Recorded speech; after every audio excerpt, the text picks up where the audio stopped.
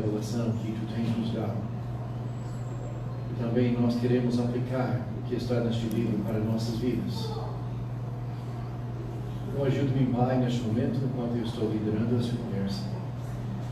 Eu oro isso em nome de nosso Senhor Jesus Cristo. Amém. Ok, mais uma, duas perguntas.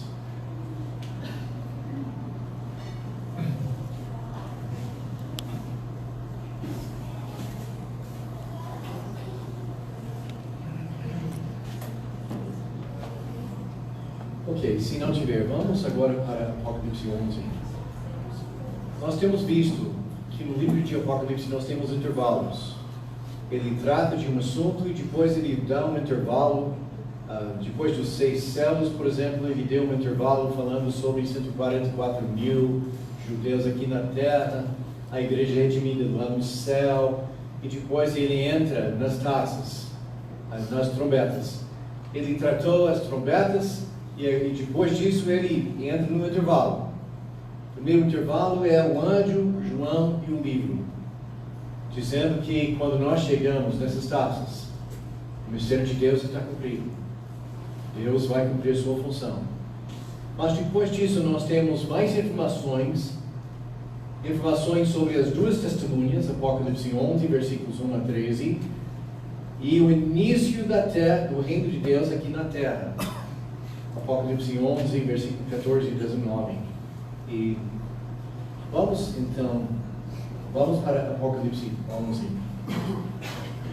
Deram-me um caniço semelhante a uma vara de medir, e me disseram: vá e meça o templo de Deus, o altar, e conte os adoradores que lá estiverem. Exclua, porém, o pátio exterior, não o meça, pois ele foi dado aos gentios, e eles pisarão a terra santa durante 42 meses. 42 meses são 3 anos e meio.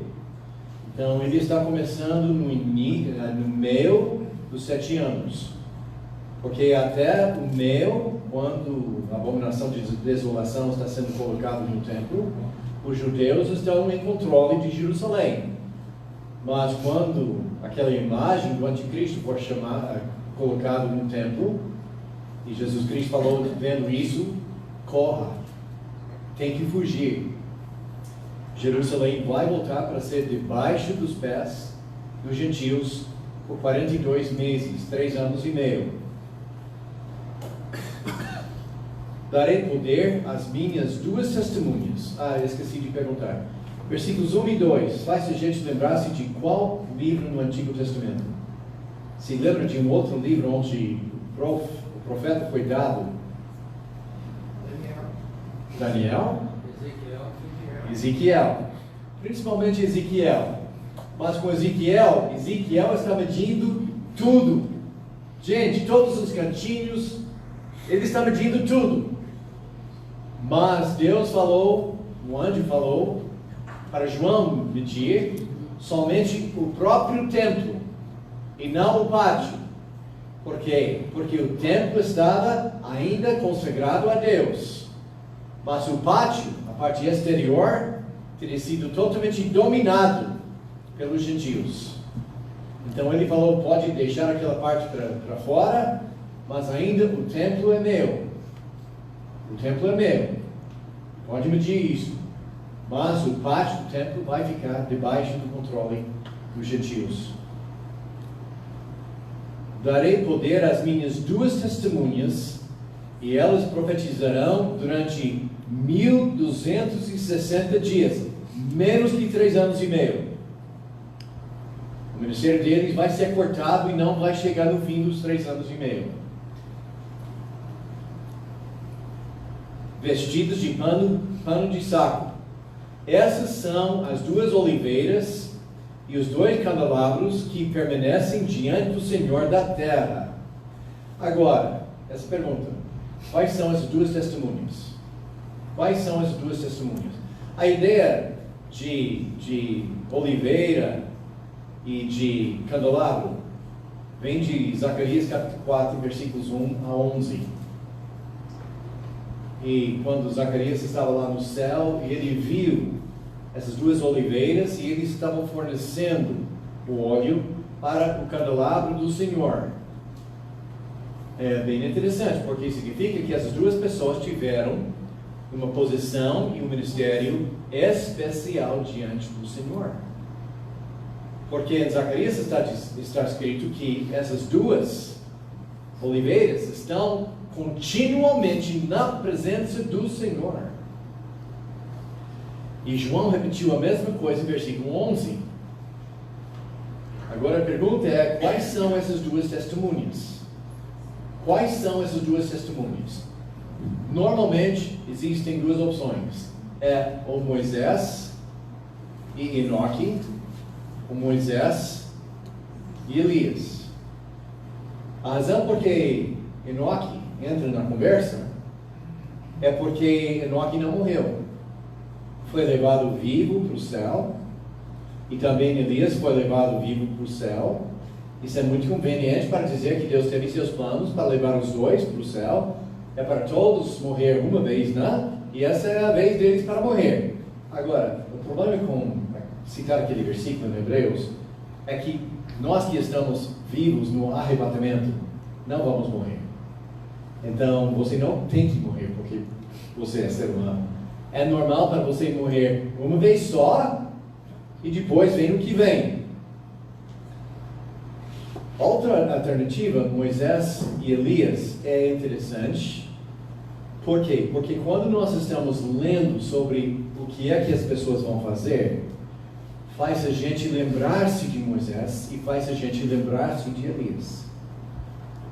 Vamos olhar para as atividades das pessoas. Versículo 6, assim: se alguém quiser causar-lhes dano, da boca deles sairá fogo que devorará os seus inimigos. Se lembra uma vez que aconteceu isso? Não saiu da boca de uma pessoa, mas saiu da boca da tenda. Quando os sacerdotes estavam em competição com Moisés e Arão, e eles trouxeram fogo estranho diante do templo de Deus, o tabernáculo de Deus, e Moisés estava lá presente, e Moisés profetizou para parte das pessoas, e o fogo de Deus saiu da tenda e matou todos os 250 pessoas que estavam lá presentes. E depois disso a terra abriu e toda aquela família de Korah e Abiram desceram vivos para o Sheol. Então o fogo saindo da presença de Deus e matando os inimigos faz a gente lembrar de Moisés. E assim que deve morrer qualquer pessoa que quiser causar-lhe danos, como aquelas pessoas estavam querendo causar danos para Moisés. Estes homens têm poder para fechar o céu, de modo que não chove durante o tempo em que estiverem profetizado. Faz a gente lembrar-se de quem? Elias. Ele fechou os céus 3 anos e meio. E não choveu. E tem poder para transformar a água em sangue. Faz você pensar em quem? Moisés. E ferir toda a terra com toda sorte de pragas, quantas vezes desejarem. Isso parece muito como Moisés. Quando eles tiverem terminado o seu testemunho, a besta que vem do abismo, não sabemos quem é ele ainda, mas ele está chegando.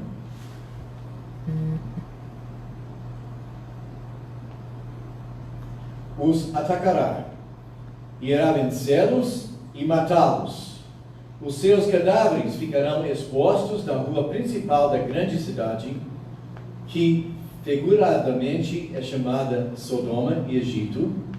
Os profetas gostaram muito de chamar Jerusalém de Sodoma e Egito, onde também foi crucificado o seu Senhor.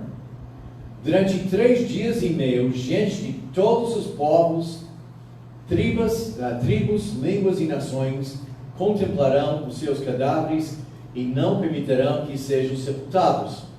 No passado, A grande pergunta era, como é que todo mundo pode ver os cadáveres de 2 pessoas lá em Jerusalém?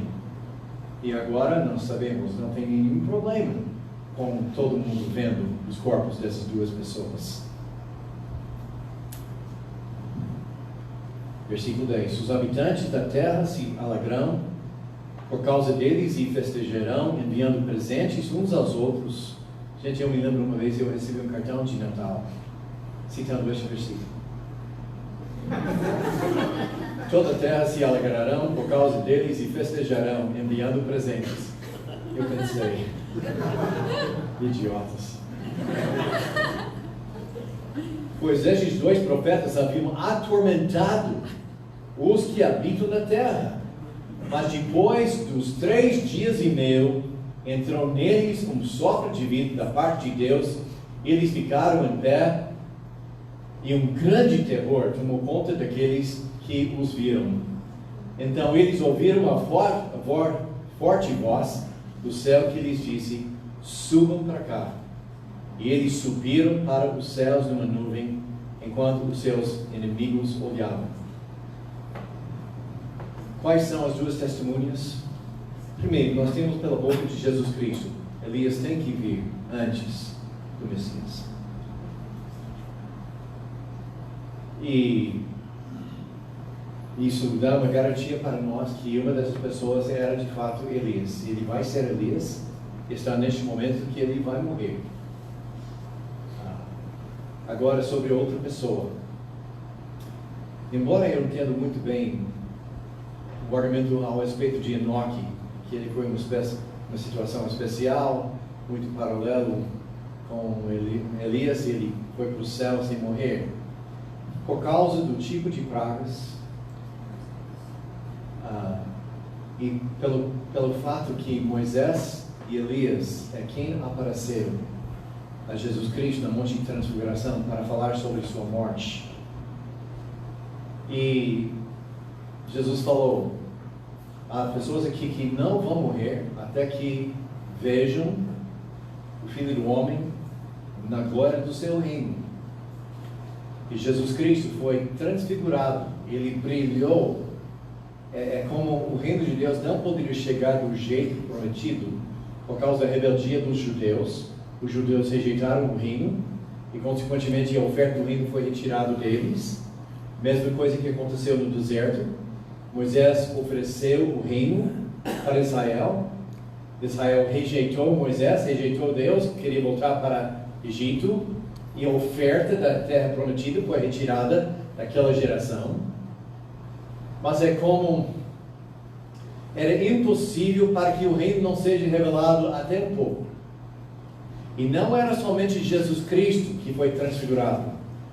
O texto fala que Moisés e Elias também estavam na sua glória. Eles também estavam brilhando.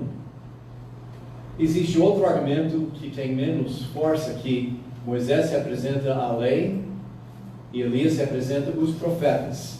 E são a lei e os profetas que testemunharam sobre a morte e a ressurreição de Jesus Cristo.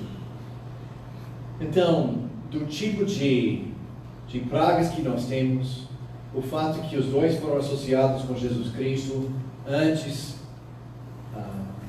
e transfigurados juntos com eles, o símbolo do seu reino, eu entendo que as 2 testemunhas serão Elias e Moisés.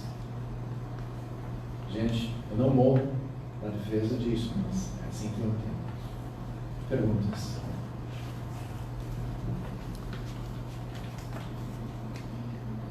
Então, professor, o senhor tinha citado aquele texto de Hebreus.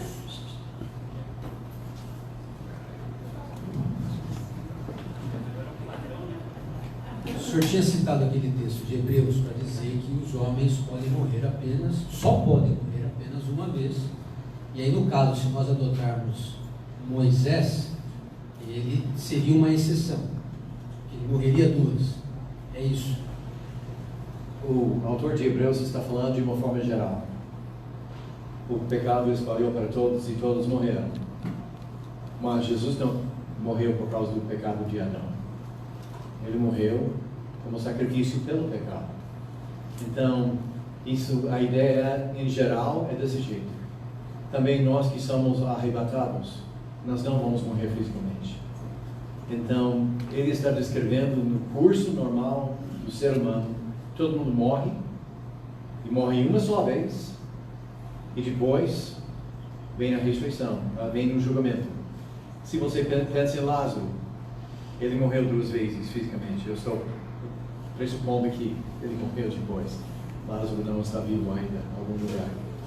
Então ele morreu aquele vez quando ele foi sepultado. E eu entendo que ele morreu depois a segunda vez. Mas é uma exceção. Exceção não faz regra. Mas é uma exceção. Uma excelente pergunta.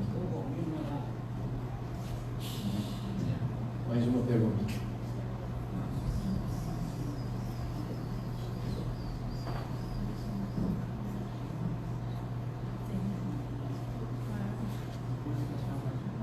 Irmãos, eu entendo que isso vai acontecer literalmente, exatamente como está escrito. Ok? Mais um? Sim. Professor, na outra aula a gente acabou já conversando sobre isso, mas eu só queria relembrar que a gente não chegou nesse texto ainda, né? O início do reino de Deus na terra. Nós vamos para o céu, depois voltamos para a terra e aqui ficamos. Ou vai ser somente no reino milenar? Meu entendimento.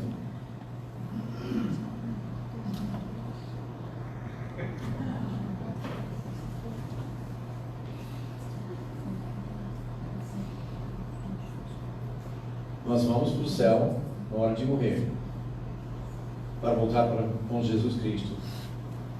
Mas o privilégio de estar no reino, aqui na terra, é o privilégio dos fiéis. E eu entendo que o crente que não foi fiel aqui nessa vida, não vai passar seu tempo aqui no milênio, aqui na terra.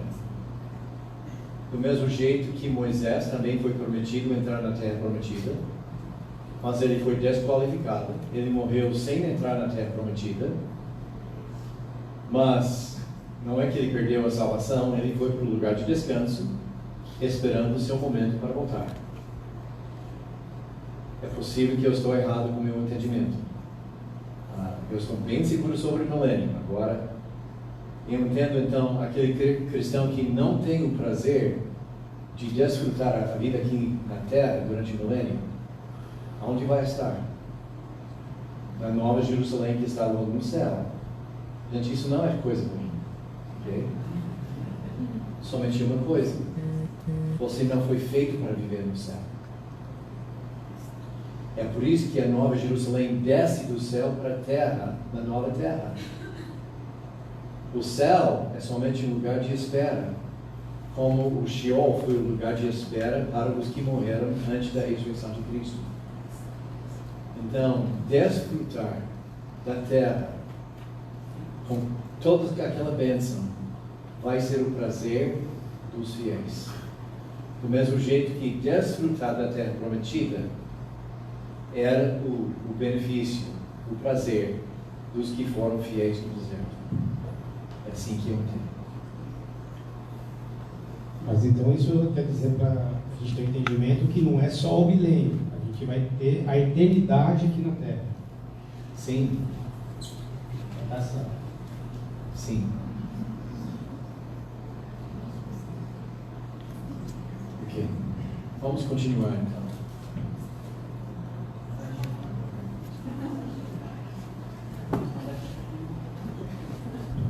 Versículo 13.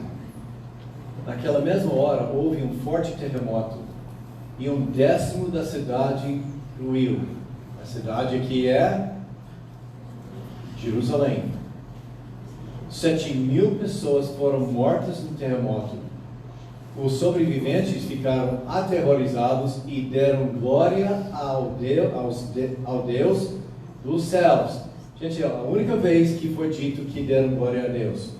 Porque geralmente fala, mas ainda não honraram Deus. Mas ainda não honraram.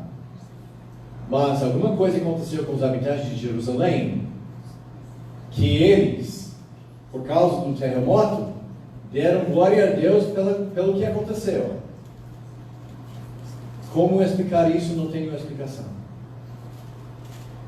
Meu entendimento é que os judeus têm fugido de Jerusalém. Quando você está vendo a abominação de desolação, não entre na cidade, corra, faz tudo para escapar. Jerusalém está sendo pisoteado pelos gentios durante este momento, está nas mãos dos gentios.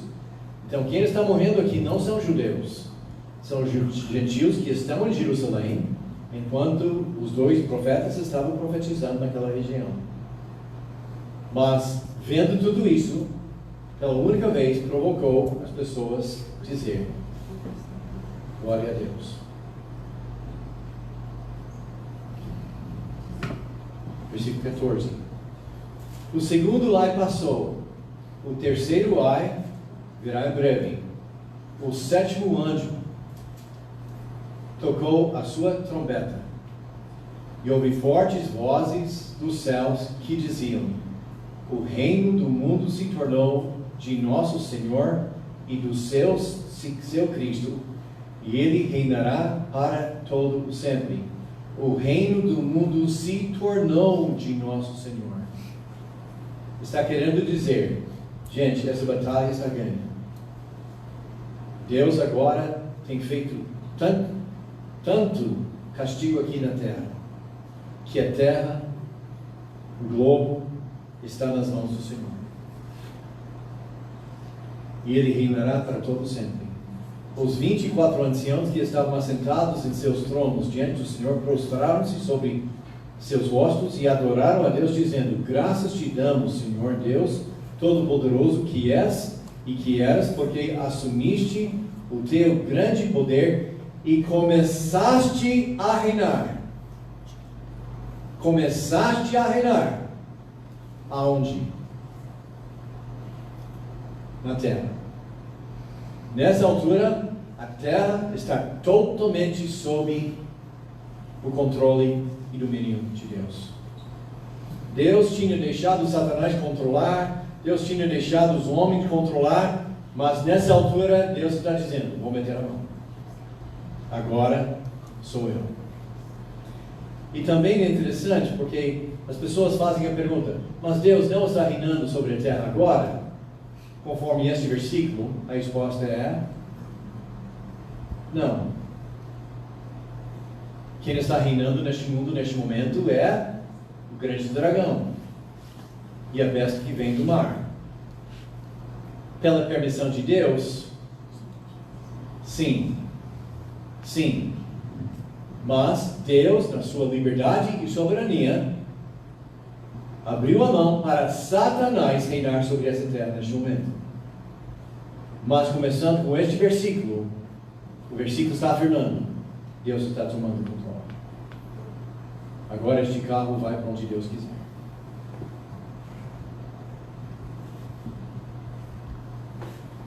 Versículo 18: as nações se iriram e chegou a tua ira.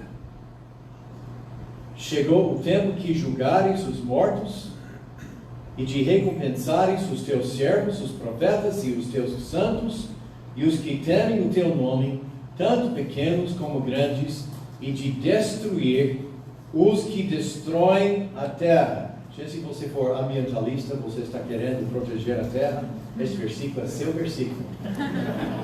Deus vai destruir pessoas porque, em vez de cuidar da terra, como foi nosso mandato era cuidar da terra. Em vez de cuidar da terra, nós estamos destruindo a terra, e a destruição da terra provocou o quê? A ira de Deus, porque essa criação é dele, e nós estamos abusando da obra dele, e agora veio a ira dele. Então foi aberto o santuário de Deus nos céus, e ali foi vista a arca da sua aliança. Houve relâmpagos, vozes, trovões, um terremoto e um grande temporal de granizo. Gente, isso não é a arca da aliança que estava lá na terra. A Bíblia fala que tudo que foi feito na terra foi uma sombra, um modelo do que já existe no céu.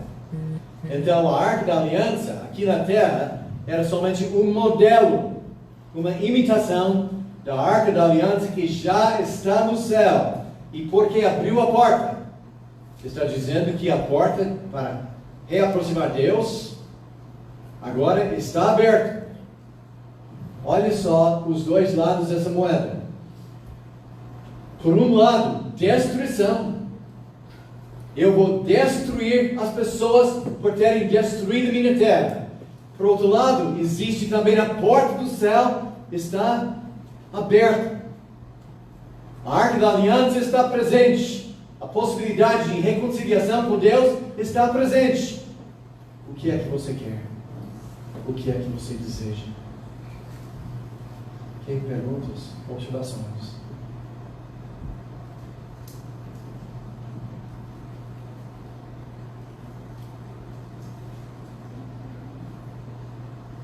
Então deixe-me fazer uma pergunta que possa ajudar vocês.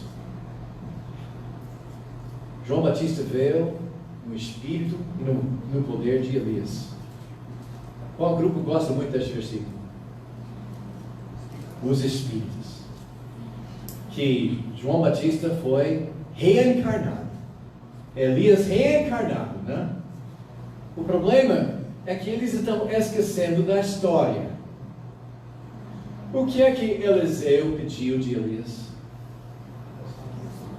Uma porção dupla do seu espírito. Isso significa que enquanto Elias foi para o céu, subitamente sua alma multiplicou em duas e Elias voltou para... Não. O espírito de Elias é o Espírito Santo que estava operando no ministério de Elias. O ministério de restauração de Israel e o ministério de castigo de Israel. E quando Eliseu pediu uma porção dupla do espírito de Elias, ele estava pedindo que o Espírito Santo fosse 2 vezes mais forte no ministério de Eliseu do que era em Elias. E de fato, quando nós comparamos os dois, Eliseu fez muito mais do que Elias. Que João Batista veio no espírito de Elias é a mesma coisa. A mesma função, o mesmo ministério que o Espírito Santo estava exercendo em Elias, ele estava exercendo em João Batista. Estava exercendo em João Batista. Então, se você encontrar espírita que está querendo usar o exemplo de Elias para dizer que João Batista era Elias reencarnado, faça aquela pergunta. E quando Eliseu pediu uma porção dupla do espírito de Elias, estava pedindo o quê? E eu faço essa pergunta porque muitos dos meus alunos têm feito isso na sala de aula. Não estou pressupondo. Eu nunca ouvi essa pergunta até que eu cheguei aqui no Brasil. Eu acho que o Brasil é uma pergunta importante. Apocalipse 12. Ainda estamos naquele intervalo. Apareceu no céu um sinal extraordinário. Uma mulher vestida do sol, com a lua debaixo dos seus pés e uma coroa de 12 estrelas sobre a cabeça. Como já falei, isso está paralelo com aquele sonho de José, quando ele viu o sol e a lua curvando-se diante dele e também as outras estrelas simbolizando seus irmãos. Ela estava grávida e gritava de dor, pois estava para dar à luz. Então apareceu no céu outro sinal, um enorme dragão vermelho com 7 cabeças e 10 chifres, tendo sobre a cabeça 7 coroas. A ideia é que nós temos 10 domínios, 10 reinos, mas esses não são reinos físicos aqui na Terra. Sua cauda arrastou consigo 1/3 das estrelas do céu, lançando-as na terra. Gente, existe um pouco de synchronization aqui. Porque nós vamos ver que ele lançou as estrelas para a terra, e depois Satanás e seus anjos são lançados para a terra. E como é que nós podemos... Eles foram lançados para a terra quando caíram, ou foram lançados para a terra mais tarde? Então, eu não tenho exatamente uma boa resposta para essa pergunta. Se você tiver, eu te pergunto. o dragão colocou-se diante da mulher que estava para dar à luz, para devorar o seu filho no momento em que nascesse. A ideia é que a mulher que está na posição de dar à luz, né? E vocês conhecem muito bem qual é aquela posição, e o Satanás estava na frente dela, esperando a criança sair para ele devorar a criança na hora. Ela deu à luz um filho, um homem que governará todas as nações com cetro de ferro. Nós reconhecemos que essa profecia é de Salmos e refere-se a Jesus Cristo. Seu filho foi arrebatado para junto de Deus e de seu trono. Jesus Cristo subiu para o céu. E é interessante que a Bíblia não fala que Jesus Cristo subiu. Fala em grego, passivo. Ele foi levado. Que combina muito bem com essa linguagem. A mulher fugiu para o deserto, para um lugar que lhe havia sido preparado por Deus, para que ali a sustentasse durante 1260 dias, 3 anos e meio. Então nós temos pulado de Jesus Cristo subindo para o céu, Atos capítulo 1, subitamente para o meio dos 7 anos, no início da grande tribulação. Então está dizendo que Israel vai reconhecer o que está acontecendo, Israel vai fugir de Jerusalém, vai fugir da presença do anticristo, para que ali a sustentasse durante 1260 dias, do mesmo jeito que Deus estava sustentando Israel no deserto no tempo de Moisés.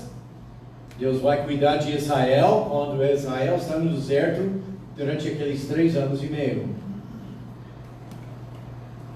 Versículo 7. Houve então uma guerra nos céus. Miguel e os seus anjos lutaram contra o dragão. E o dragão e seus anjos revidaram. Mas estes não foram suficientemente fortes, e assim perderam o seu lugar nos céus. E o grande dragão foi lançado fora. Ele é a antiga serpente chamada Diabo, ou Satanás, que engana o mundo todo. Ele e os seus anjos foram lançados à terra. Este versículo me causa um pouco de problemas, porque eu estou olhando para essas organizações em Daniel e aqui, e agora este versículo identifica que o grande dragão é Satanás.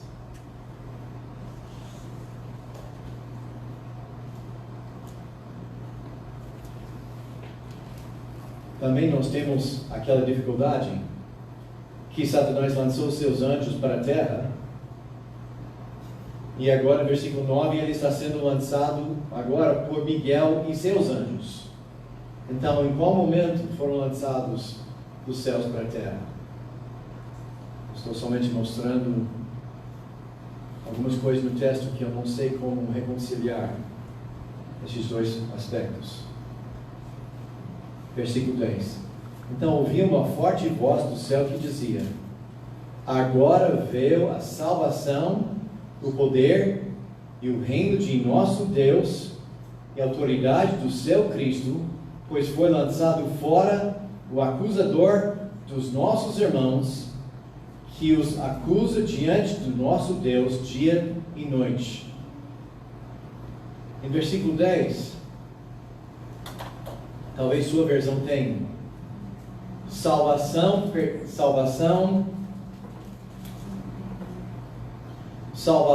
poder e reino ao nosso Deus. Como é que a salvação vem a Deus? Porque do mesmo jeito que ele recebeu o reino, ele recebeu o poder, ele recebeu a salvação. Como é que Deus pode ser salvo? O problema é que nós estamos acostumados de associar a palavra salvação somente com a ideia de escapar do inferno, ou escapar de nosso pecado. E parece absurdo aplicar essa ideia que salvação vem a Deus, porque Ele é Deus. Este é o mesmo problema que nós encontramos em Filipenses capítulo 2. Trabalhe sua salvação. Trabalhe a sua salvação. As pessoas que querem dizer, olha só, a salvação não é somente pela fé, mas você tem que trabalhar a sua própria salvação. A chave para entender este trecho está no livro de Salmos.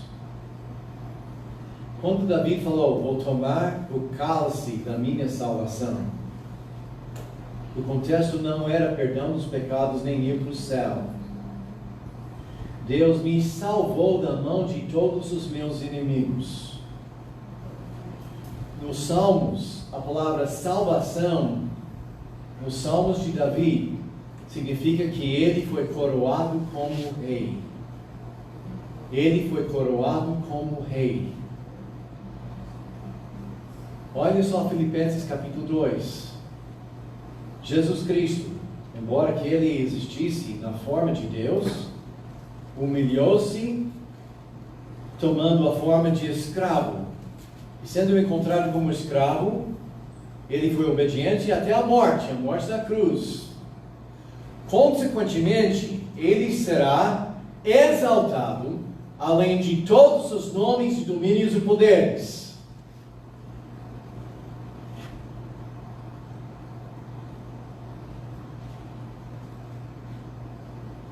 Em Filipenses capítulo 2, nós temos o mesmo tipo de contexto que nós encontramos no Salmo 2.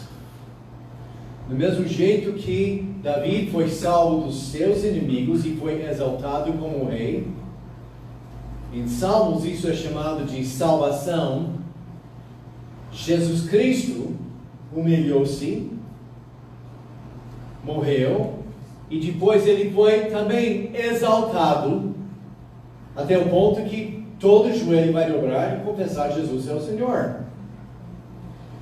O livro de Hebreus fala que Jesus Cristo foi salvo por causa da sua piedade.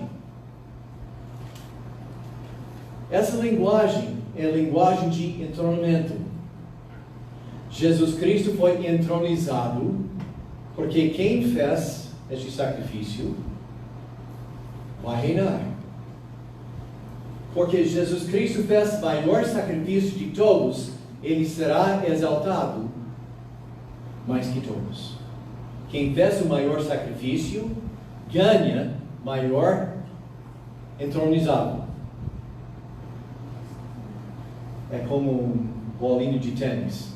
Com mais força que você joga para baixo, com mais alta que pula. Então, aquele versículo sobre, trabalhe sua salvação. Ele não está dizendo que você tem que trabalhar e ir para o céu. Ele está dizendo até que ponto você quer reinar com Cristo. Como é que você pode reinar mais?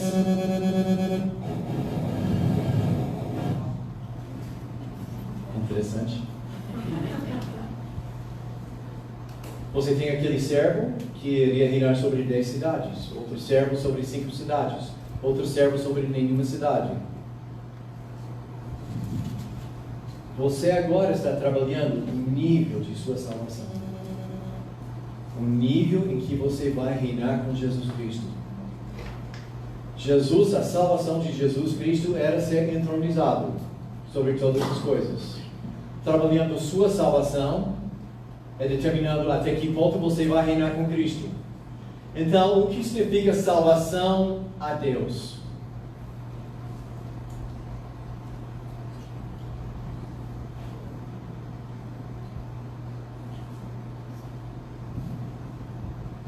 Complicado, né? A glória para ele sendo dada por conta de tudo sendo completado. O reino dele foi estabelecido. Salvação não no sentido que ele escapou do inferno, mas salvação no sentido que, como Davi e Jesus, agora Deus reestabeleceu o seu trono sobre a terra. Faz sentido? Sim. A minha versão aqui parece que resolveu esse problema, sim, sem, né? Claro, ela foi direto no ela simplesmente colocou um genitivo ali. Eu não lembro, não vi agora, mas se realmente isso é possível, ele coloca a salvação e o reino do nosso Deus, não ao nosso Deus, não para no nosso Deus, mas entende ali como um genitivo, né? Do nosso Deus. Então é a salvação que vem dele, o reino que veio dele, e o poder que é dele, que veio dele, que brota dele. Eu entendo uma alternativa. Mas quando fala, por exemplo, Deus começou a reinar, está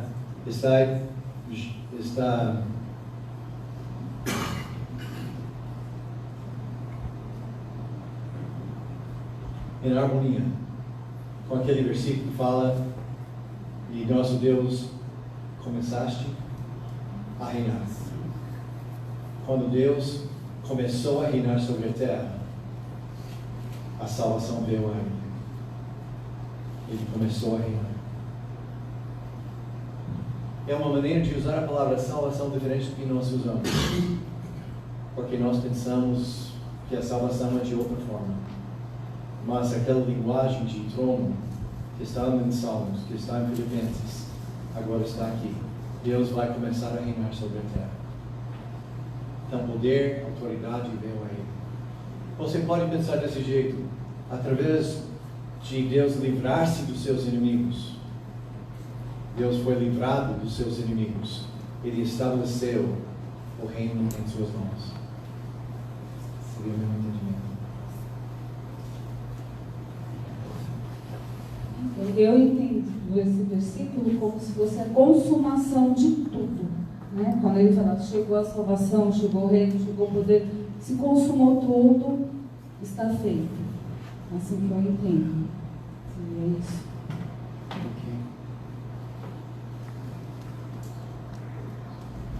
Mais alguém? Eu não estou preocupado que você concorde comigo. Mas se pelo menos vocês entendem a minha explicação de como a palavra salvação foi usada em Salmos e Filipenses, agora estamos encontrando aqui. É difícil porque é uma maneira diferente do que nós estamos acostumados de pensar. Então vamos continuar.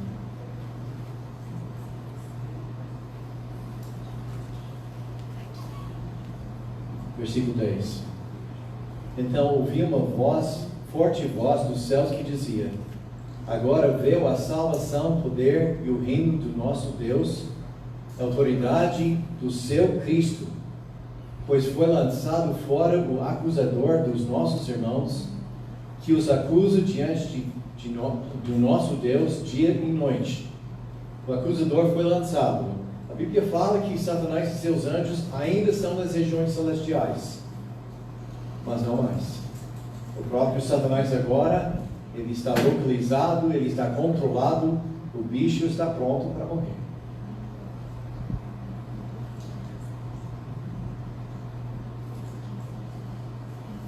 Versículo 11.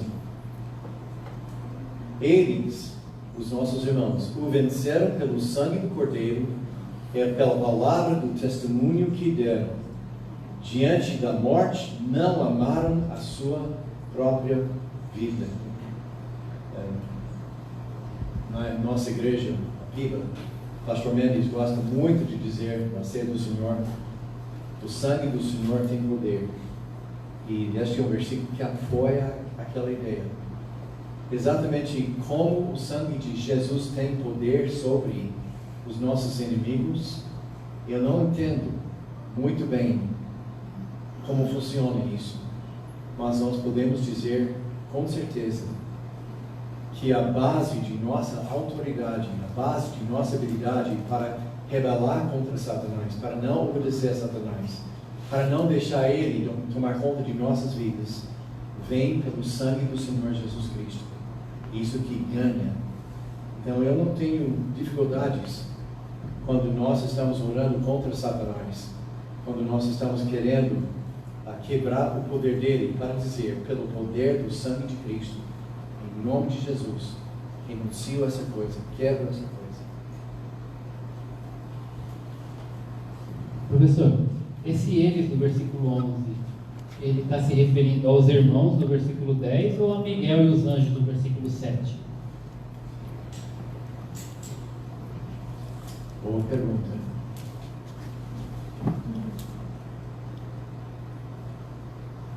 Na língua portuguesa parece que está concordando mais com o 7 do que com o 10. Né? Mas diante da morte não amaram a sua própria vida? Então. Miguel não amava a sua própria vida?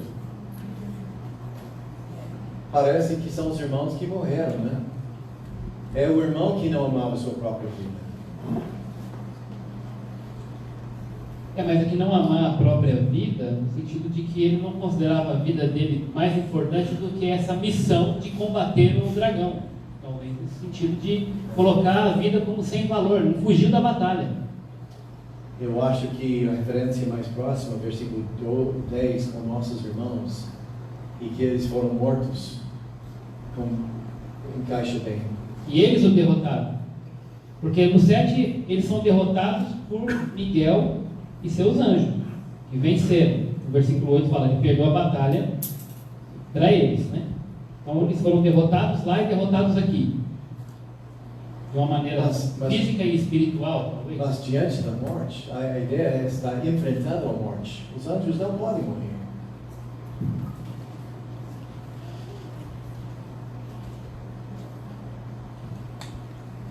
Porque são eles que iriam morrer. Mas então, se os anjos não podem morrer, Satanás também não poderia. Concordo. Mas ele morre. Ele é derrotado aqui.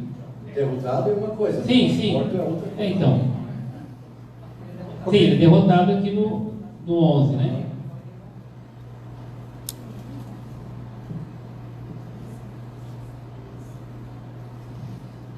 Outra que dá apoio para os irmãos é o testemunho deles. Porque o testemunho deles parece algo mais peculiar a pessoas do que a anjos. Né? Mas está entendendo que fica complicado, porque ele é derrotado lá no 7, agora é derrotado aqui de novo no 11, e não parece não ser as mesmas pessoas. Talvez alguma coisa paralela seria como Jesus Cristo derrotou Satanás com sua morte.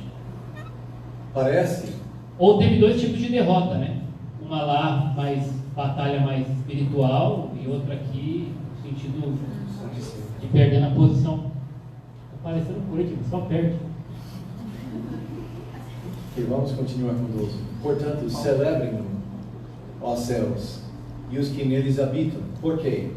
Mas ai da terra e do mar, pois o diabo desceu até vocês. Ele está cheio de fúria, pois sabe que lhes resta pouco tempo. Então, sejam muito felizes os céus, porque Satanás não tem acesso para os céus. Graças a Deus a praga foi eliminada de nossa região. Ele não tem mais acesso para essa região. Mas ai dos que estão na terra, porque agora ele está localizado aqui na terra e ele está bravo. Infelizmente, as pessoas daquele momento serão presas junto com ele aqui nessa terra. E Satanás não ama aquelas pessoas de jeito nenhum. Ele é um valentão que vai maltratar todos que estão ao seu redor.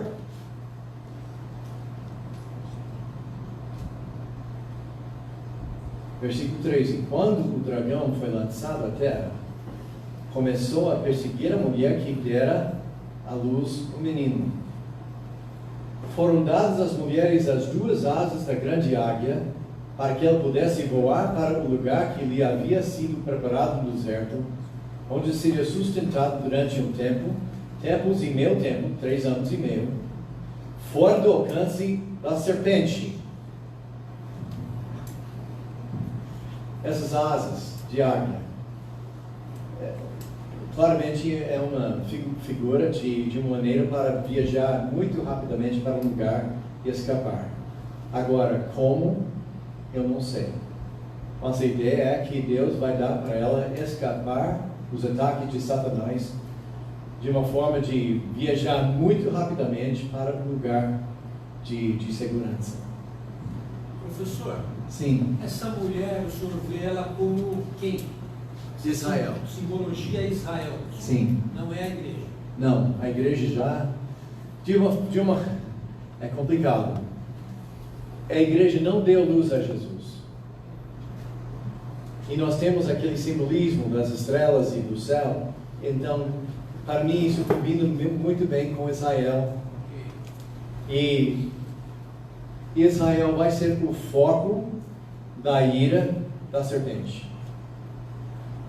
Eu entendo isso muito bem como a Segunda Guerra Mundial.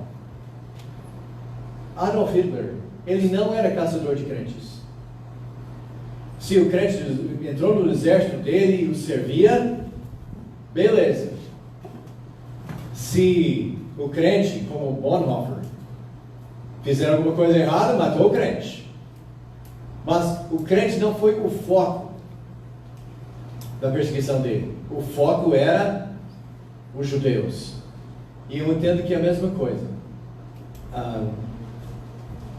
O foco do anticristo vai ser a eliminação dos judeus. E surgiu na minha cabeça mais um argumento. Israel tem que ser protegido 3 anos e meio. Mas a igreja vai ser arrebatada bem antes do fim dos 7 anos. Então a igreja nem vai estar aqui 3 anos e meio para ser protegida. Então, mas Israel vai ser. Faz sentido? Depende da posição pré-mídia ou pós-tribulacionista. Tá certo. Mas ok. Obrigado.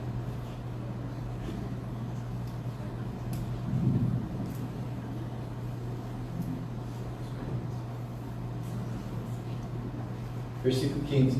Então a serpente fez jorrar da sua boca água como um rio.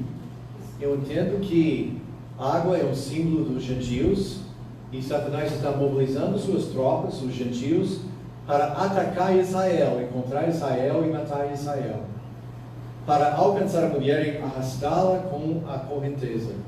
A terra, porém, ajudou a mulher, abrindo a boca e engolindo o rio que o dragão fizera jorrar da sua boca. Agora, para ser consistente, a terra é o símbolo de Israel.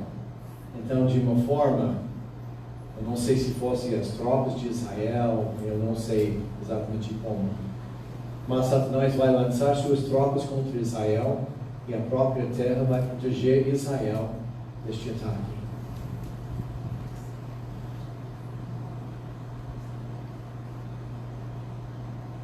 O dragão irou-se contra a mulher e saiu para guerrear contra o restante da sua descendência, os que obedecem aos mandamentos de Deus e se mantêm fiéis ao testemunho de Jesus.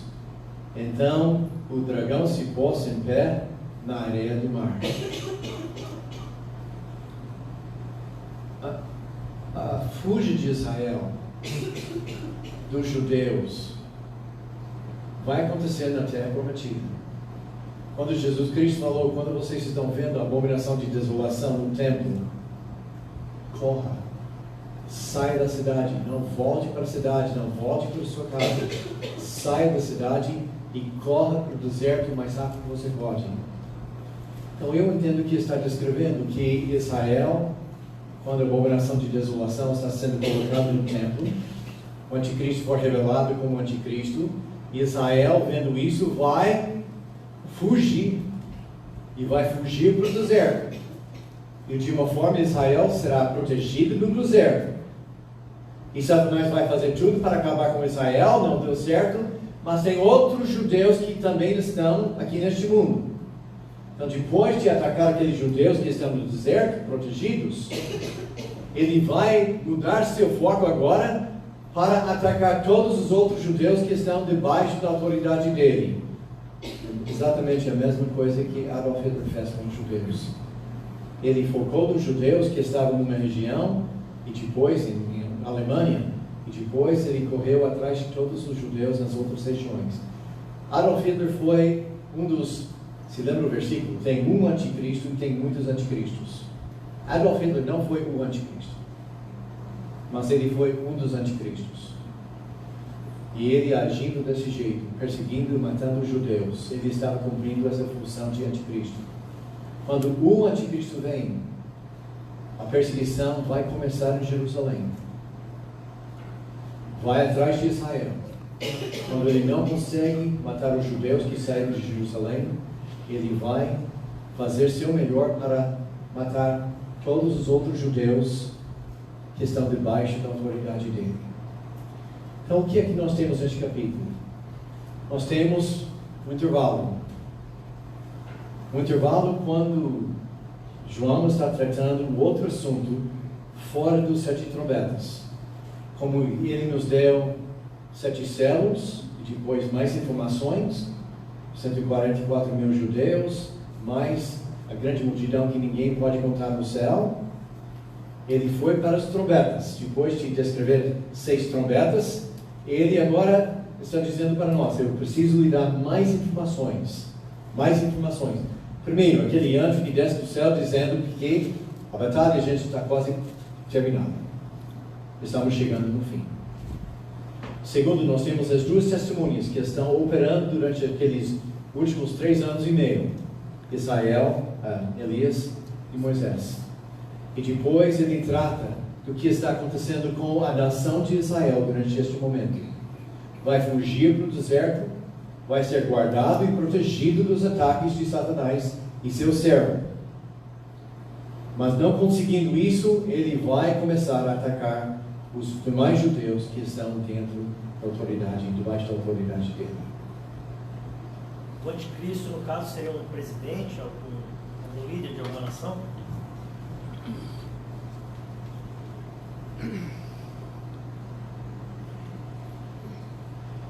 Quando nós olhamos para o livro de Daniel, aquele animal horrível que ele nem sabia como descrever, e nós temos os 10 chifres.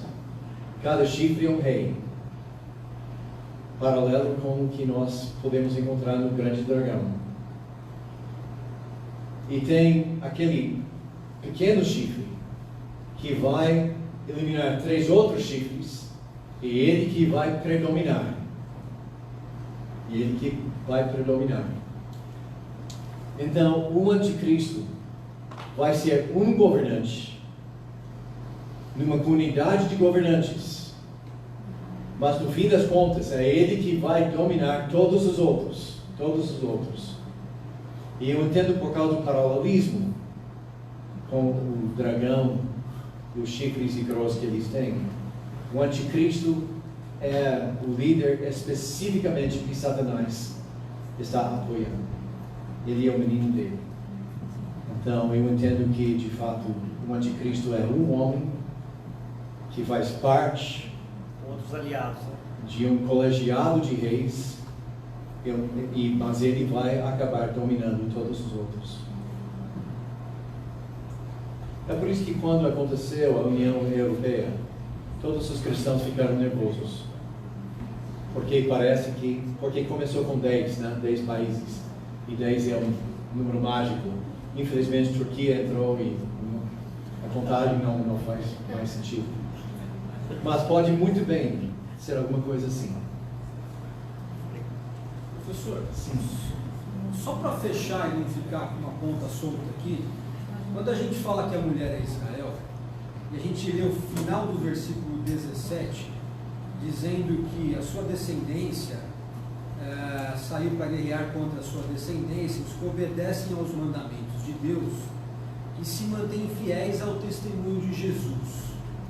Então nós entendemos então que é um Israel messiânico. Rapaz, você me pegou. Excelente observação. Vou contemplar mais nisso.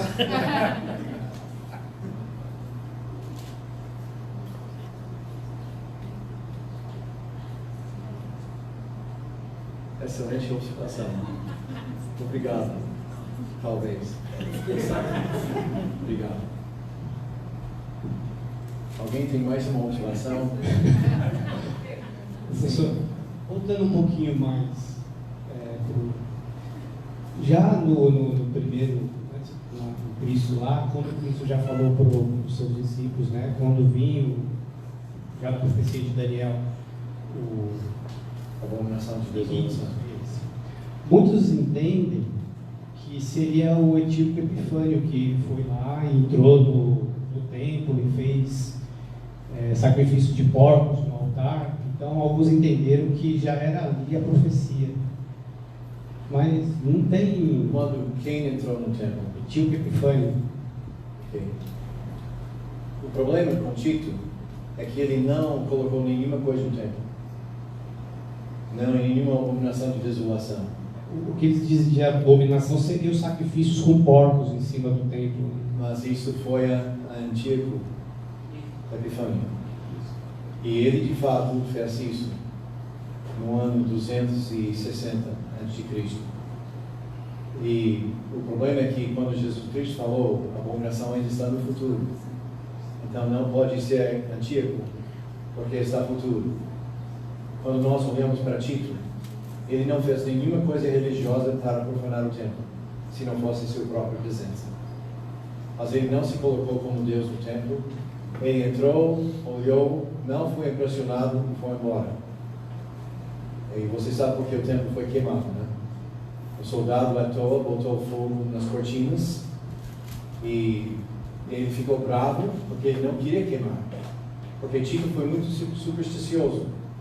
Destruindo o templo de um Deus pode chamar a atenção e a ira daquele Deus. Ele queria manter o templo. Então, o único outro que tentou colocar sua imagem no templo era Nero. Mas Nero está muito tempo depois de João, antes de João. Tanto que também, para cumprir a profecia que Jesus falou que não ficaria pedra sobre pedra, os soldados romanos, quando pegou fogo, destruíram tudo ali para tentar pegar o ouro que estava nas Isso. Tanto que hoje, se você for lá, você vê pedras despencadas mesmo, né?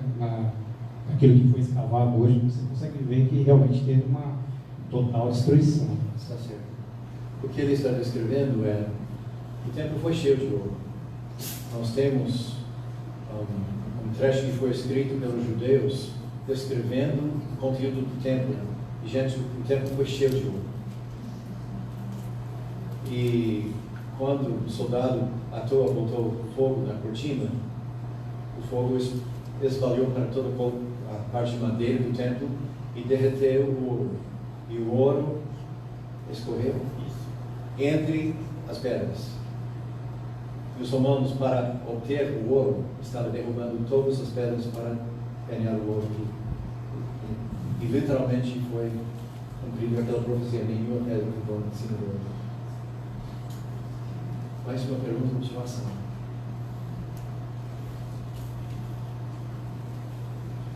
Ok, vamos para o capítulo 3.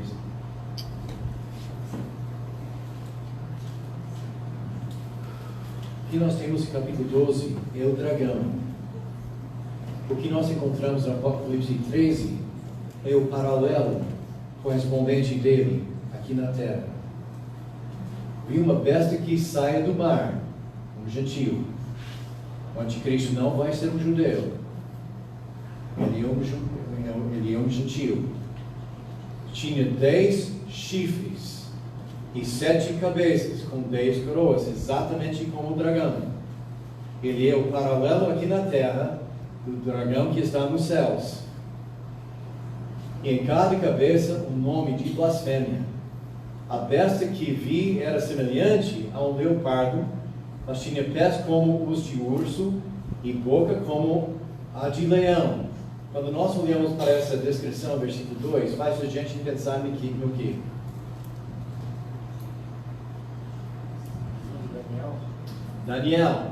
Daniel estava vendo um leão, um urso, um leopardo. Então, o que é que versículo 2 comunica para nós?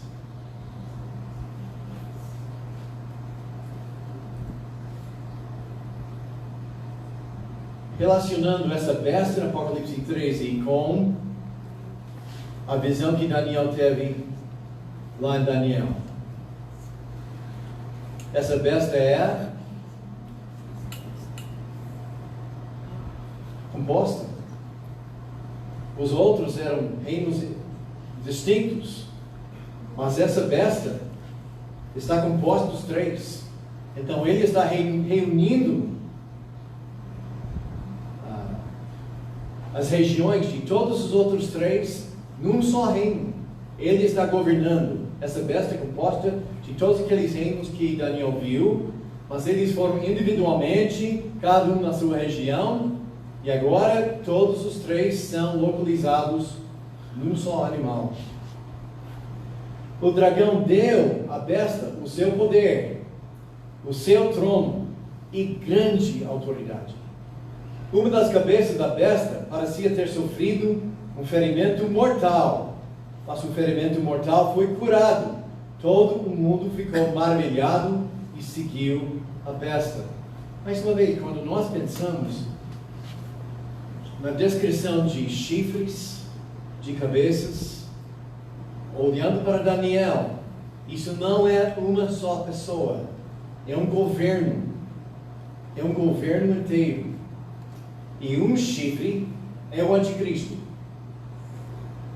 Quando nós estamos vendo que uma dessas cabeças recebeu esse ferido e foi curado, foi salvo, o normal dos comentaristas é dizer aqui Satanás está reproduzindo o milagre de Jesus Cristo. Você tem Cristo que morreu e foi ressuscitado. Agora eu posso fazer a mesma coisa para o meu menino. Essa pessoa vai morrer e também vai ser restaurado. Isso é uma das interpretações, é assim que eu entendo. A outra interpretação seria que isso representa um governo, um país que quase morreu e foi restaurado. Mas eu entendo que é o anticristo imitando o Cristo. Anticristo não significa somente contra Cristo. Significa alguém que está querendo tomar o lugar do outro. Então, ele está tentando tomar o lugar de Cristo como o rei. Ele tomou o lugar de Cristo por sofrer este ferido mortal e foi restaurado para a vida. No versículo 3, ele parece que não é categórico em que realmente havia morrido, mas talvez um truque. Alguma coisa que parecia, fez dar a entender que estava morto, mas não chegou a morrer. Okay. Porque também essa talvez é uma estratégia do diabo, né? Querer parecer-se com Cristo, com o poder de Cristo, mas ele faz um truque para pensar que ele tem o mesmo poder. Observação legítima. Versículo 4. Adoraram o dragão que tinha dado autoridade à besta, e também adoraram a besta, dizendo: quem é como a besta? Quem pode guerrear contra ele? A besta foi dada uma boca para falar palavras arrogantes e blasfêmias. Daniel capítulo 9. E lhe foi dada autoridade para agir durante 42 meses, 3 anos e meio.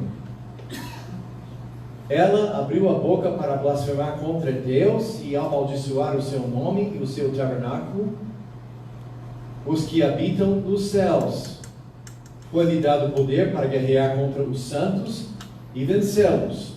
Foi-lhe dada autoridade sobre toda a tribo, povo, língua e nação. Veja a abrangência da autoridade dele.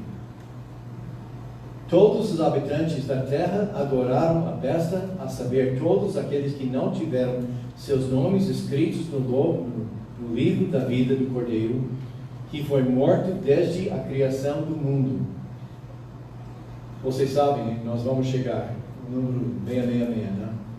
E a perseverança dos santos é que o santo cristão, seguidor de Cristo, nessa época, nós temos de fato um pecado que o verdadeiro salvo não vai fazer. Não vai fazer. Professor, Sim. permite? O senhor disse que no capítulo 12 a igreja já teria subido. Sim. E aqui no 13 a gente vê que foi lhe dado poder para guerrear contra os santos e vencê-los. Quem seriam esses santos? O santo é qualquer pessoa que pertence a Deus. Quando nós olhamos para o uso de santos, por exemplo, às vezes em Paulo, nós podemos ver que ele está guardando a palavra santos para a igreja que está lá em Jerusalém. Porque o povo de Israel é um povo santo. Então, eu vou continuar com minha ideia, que o foco do que está acontecendo com o anticristo são os judeus, as pessoas que são o povo que pertence a Deus, e Satanás vai atrás deles, mas eles mesmos não vão se ceder. Agora é possível que eu estou errado, porque na minha perspectiva a igreja ainda está aqui na terra naquele momento. Então é possível incluir a igreja também nessa perspectiva. Mas eu estou entendendo que, de uma forma específica, os judeus são o foco da perseguição da besta.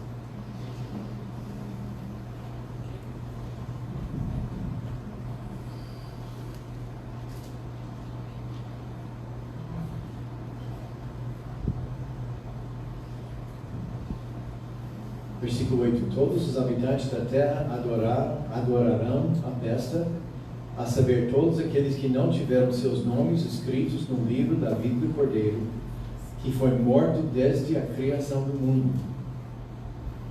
Aquele que tem ouvidos, ouça. Se alguém há de ir para o cativeiro irá. Se alguém há de ser morto à espada haverá de ser. Aqui estão a perseverança e a fidelidade dos santos. É um trecho complicado, porque está tratando de duas formas de perseverança. Nós temos a perseverança em termos de fidelidade com Deus. A pessoa, em Mateus, a perseverança dos santos é que a pessoa não recebe a marca da besta. A pessoa não recebe a marca da besta. Por outro lado, nós temos essa coisa de cativo e a espada. É como Deus está dizendo quem vai ser morto e quem vai ser poupado. E é Deus que está preservando a vida dos seus santos. É Deus que está preservando a vida do seu povo. Como nós temos visto que Israel fugiu para o deserto e sua vida foi preservada. A dificuldade com essa segunda parte, quem vai para o cativeiro, vai para o cativeiro, quem vai para a espada, vai para a espada, é que nós sabemos que muitos do povo de Deus vai ser morto. Deus, no quinto céu, deu permissão para Satanás matar os servos do Senhor. Então, como é que nós podemos juntar essas coisas? Uma possibilidade é que, apesar de morte e cativeiro, apesar de serem mortos, apesar de serem levados em prisão, o povo de Deus, mesmo que está sofrendo essas coisas, não vai submeter-se para receber a marca da besta. Então, eles não estão percebendo no sentido de escapar do cativo e a espada, mas apesar de sofrer tantas coisas, o verdadeiro povo do Senhor não vai receber a marca da besta. Nesse tempo, Elias e Moisés vão estar aqui. Sim, eles estão ativos naquele momento. Mais uma pergunta. Sim. O que seria essa marca? Tem muita coisa falando, mas... Peraí. Pastor, boa tarde. É que muito se fala, mas o que seria essa marca da besta? É tatuagens. Nós sabemos que está relacionado com a testa e a mão. Os que querem espiritualizar estão dizendo servir de Satanás ou com sua mão ou com seus atos. Eu não entendo daquele jeito. Eu entendo que é uma marca literal que está ou na testa ou na mão da pessoa e vai ser reconhecido para que essa pessoa possa fazer seus negócios e escapar das perseguições. Eu acho que a melhor resposta é: nós não sabemos. Mas quando vier, os que estão presentes vão reconhecer lá. Nós não sabemos o que é porque não estamos experimentando isso. Aquela coisa de colocar o chifre na mão, é a marca da besta? Ainda não.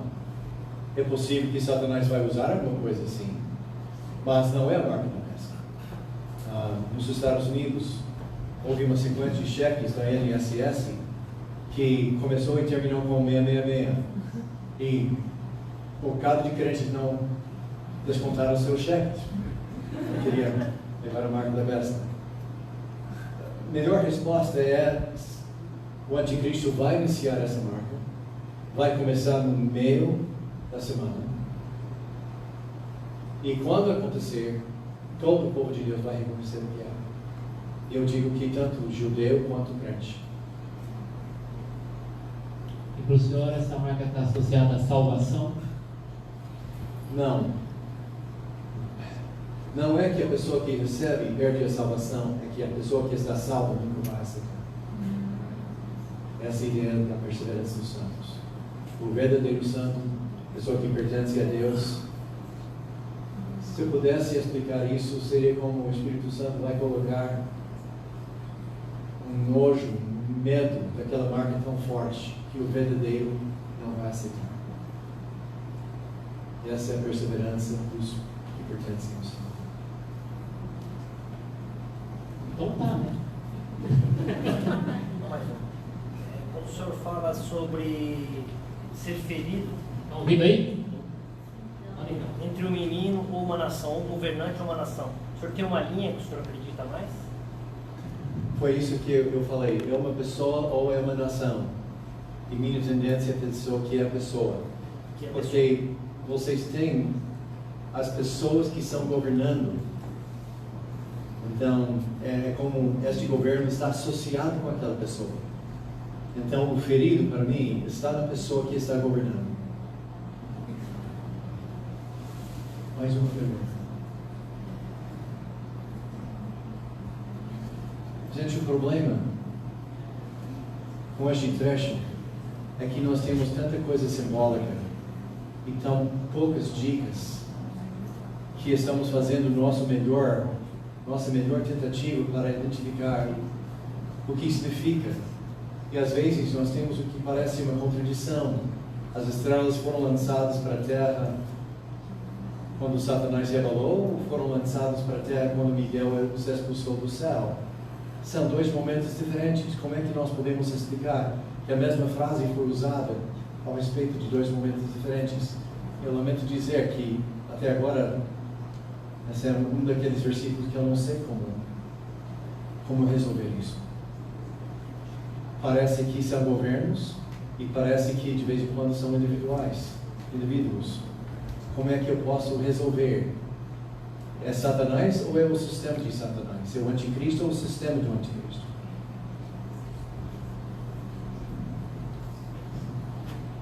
E vocês podem crer, é muito frustrante para mim quando nós estamos neste trecho. Eu passei 2 dias mergulhando aqui e subindo para o ar e dizendo: não está se esclarecendo ainda.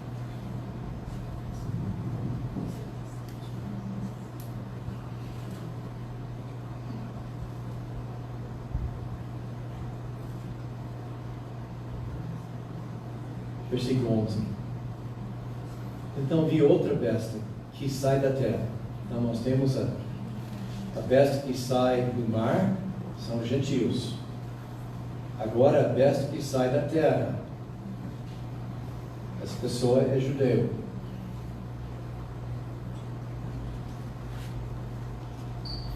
Com 2 chifres como cordeiro, mas que falava como um dragão. Cordeiro faz a gente pensar em Jesus Cristo, em capítulo 5. Então ele tem a cara de Jesus Cristo, mas quando ele fala, é o dragão que está falando.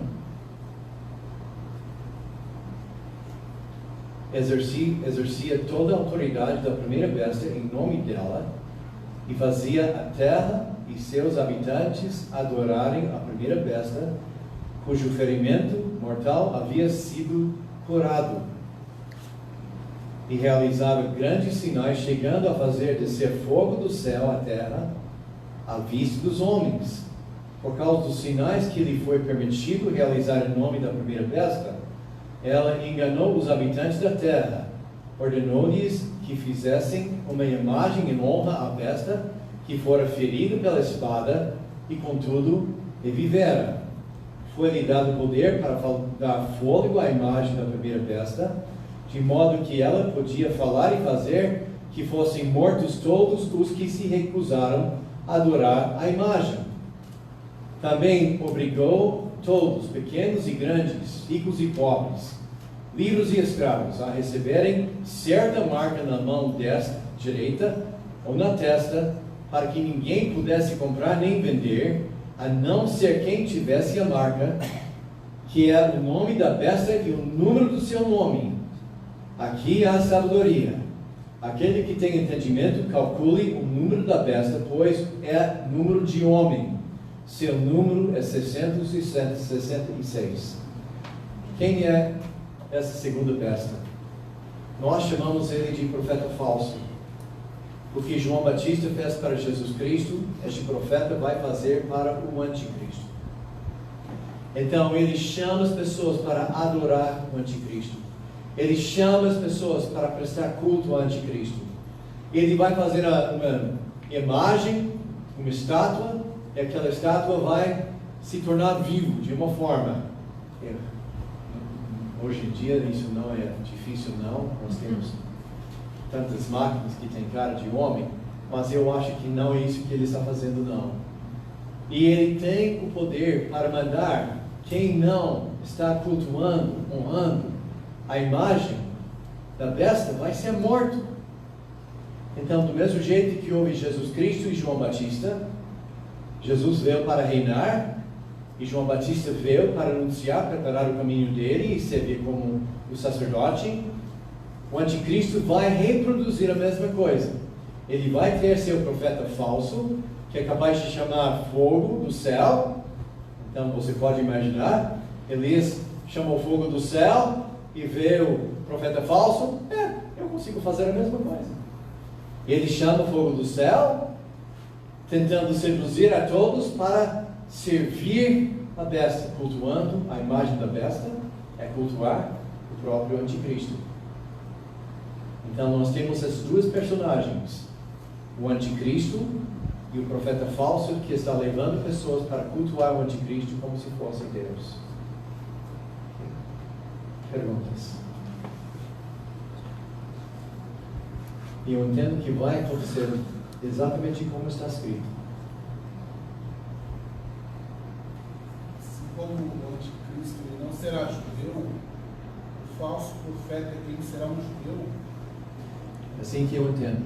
Quando fala que essa segunda besta sai da terra, nós temos aquela distinção entre mar e terra. O mar é o gentio, a terra é o judeu. Ele é o próprio judeu levando pessoas para servir o anticristo. E quando fala que ele leva todos os habitantes da terra para cultuar o anticristo, eu entendo que está dizendo que ele está levando os judeus que não são crentes para servir o próprio anticristo.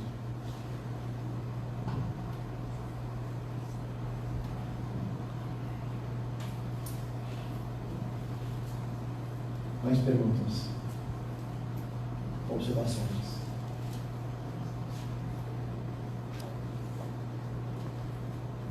O que é Apocalipse 14?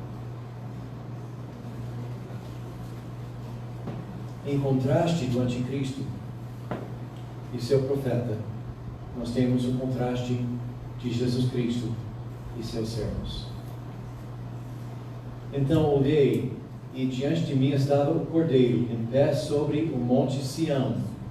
Isso não é monte de oliveiras. Jesus Cristo voltando para ficar na terra, daquele jeito que foi profetizado. Ele está em monte Sião, o lugar do templo, e com ele 144 mil que traziam escritos na testa o nome dele e o nome do seu pai. O anticristo e seus servos, eles têm o número dele na testa ou na mão. Em paralelo com isso, nós temos a equipe de Jesus Cristo, com seus 144 mil judeus, que também tem a marca de Cristo. e a marca do seu pai. Ouvi um som dos céus como o de muitas águas e de um forte trovão. Era como o de arpistas tocando seus instrumentos. Eles cantavam um cântico novo diante do trono, dos quatro seres viventes e dos anciãos. Ninguém podia aprender o cântico, a não ser os 144 mil que haviam sido comprados da terra. Versículos 2 e 3. Qual é o problema que nós temos em versículo 3, entendendo como reconciliar os dois lados de versículo 3 e 4? Por um lado, 144 mil pessoas estão onde?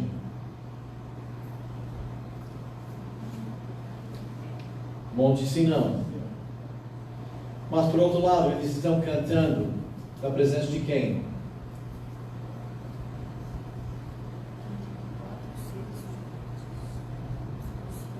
Os 24 anciãos. Onde estão os 24 anciãos? No céu. Então, como é que nós podemos colocar juntos que eles estão com Jesus Cristo no Monte Sião, servindo o Senhor aqui na terra, mas estão cantando essa música diante dos 24 anciãos que estão no céu?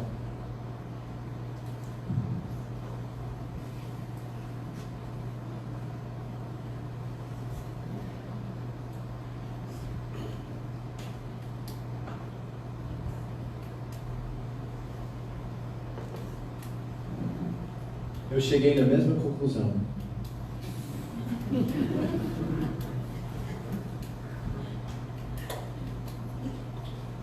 A maneira mais fácil é para dizer que mesmo que as 144 mil pessoas estão na terra, do jeito que eles estão cultuando Deus aqui na terra, mesmo assim, seu culto está chegando na presença de Deus no céu e na presença dos 24 anciãos que estão no céu. Então, eles estão fisicamente presentes na terra, mas eles estão honrando e servindo Deus, e seu próprio serviço até chega de uma forma diante dos 24 anciãos que estão no céu.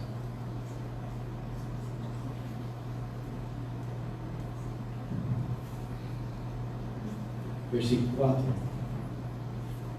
Estes são os que não se contaminaram com mulheres, pois se conservaram castos e seguem o Cordeiro por onde quer que ele vá. Foram comprados entre os homens e ofertados como primícias a Deus e ao Cordeiro. Mentira nenhuma foi encontrada em suas bocas, são imaculados. Então vi outro anjo que voava pelo céu e tinha na mão o evangelho eterno para proclamar aos que habitam na terra, a toda nação, tribo, língua e povo.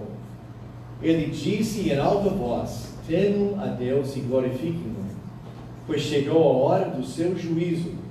Adorem aquele que fez os céus e a terra, o mar e as fontes das águas. Vamos parar aqui. Primeiro, nós temos a descrição destes 144 mil judeus. O que chamou sua atenção? Quais são marcas dessas pessoas que chamam a atenção da gente?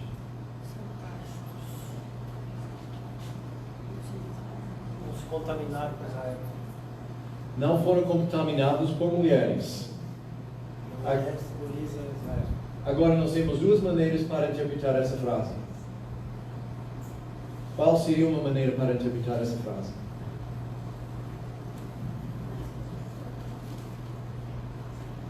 São virgens. Nunca tiveram sexo com nenhuma mulher, guardaram sua virgindade.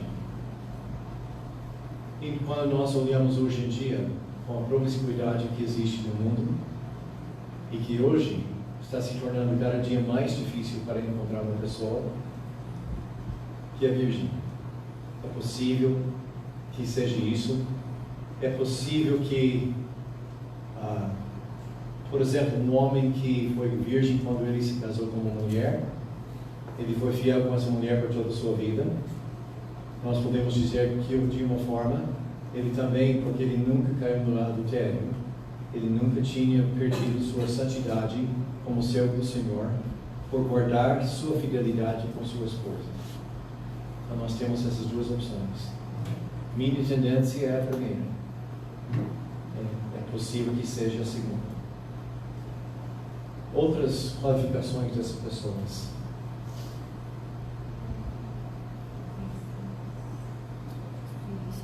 Quais são outros marcos dessas pessoas? Segue o cordeiro por onde ele vai. Fala mais um. Segue o cordeiro. Pegue o cordeiro. Seguem. Segue o cordeiro. Você pode ver como minha esposa sofre. Uma vez ela falou alguma coisa, eu estava numa outra sala e falei: você quer que eu coloque o gato na secadora de roupa? Querida, nem temos gato. E ela fica bem frustrada. Né? Mas seguem o cordeiro. São pessoas que estão seguindo o Senhor Jesus Cristo, são fiéis a Ele. Outras marcas dessas pessoas. Não mente.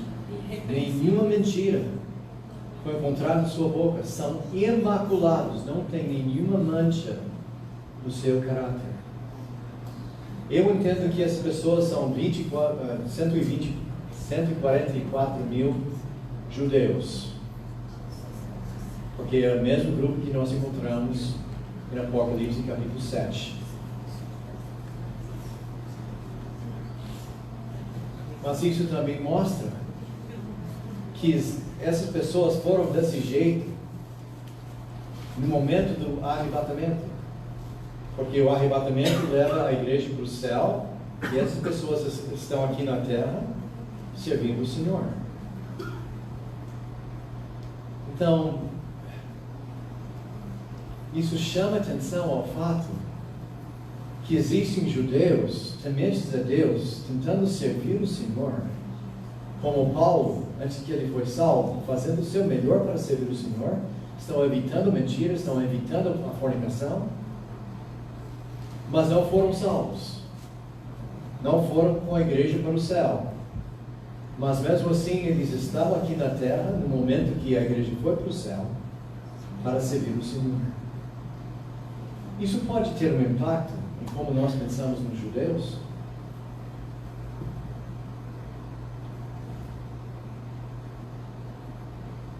Como é que isso pode impactar nosso entendimento, nossas atitudes ao respeito dos judeus?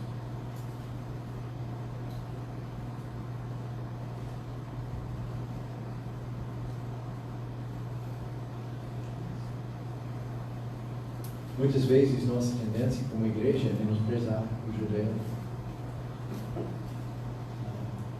Pensar que ele está muito desviado de Deus. E eu concordo. Se o judeu morrer sem fé em Jesus Cristo, ele está perdido. Mas como Cornélio foi temente a Deus antes que ele foi salvo, o eunuco foi temente a Deus antes que ele foi salvo, Lídia foi temente a Deus antes que ela foi salva. Nós podemos apreciar o fato que tem muitos judeus tementes a Deus, querendo servir o Senhor, que ainda não creram no Evangelho de Jesus Cristo, mas eles são pessoas especiais a Ele.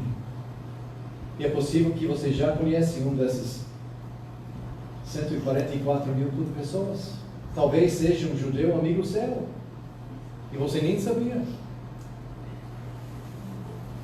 Agora, fazer o quê? Aplicação. Quando somos com os judeus, é muito bom manter uma atitude de humildade, que nós respeitamos o fato que são judeus e continuam um povo especial a Deus. Porque quando Jesus Cristo levar a igreja para o céu, Apocalipse capítulo 7, as tropas que vão ficar aqui, seguindo o Senhor e pregando o Evangelho, são judeus. Segundo, ele fala sobre este evangelho, que este anjo está anunciando este evangelho para todo o mundo. Qual é o conteúdo deste evangelho? Versículo 7. Este é o evangelho eterno. Posso fazer uma pergunta? Se eles não foram arrebatados, como eles vão evangelizar aqui? Eu entendo que vai especulação. A mesma coisa que aconteceu com Paulo.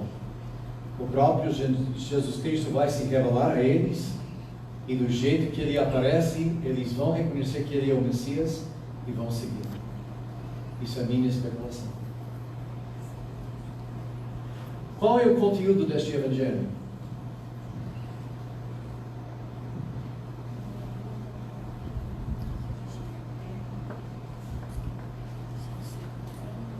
No versículo, o que faz parte deste evangelho?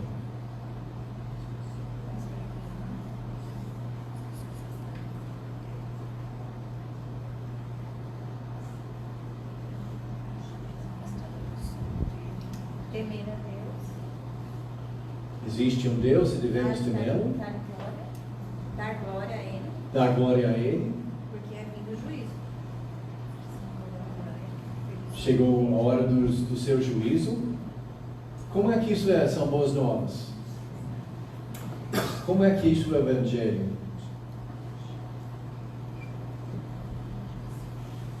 O juízo está chegando. Se você quiser sobreviver a este juízo, o que você tem que fazer? Temer a Deus e servi-lo. Pergunta: este é o evangelho de Jesus Cristo?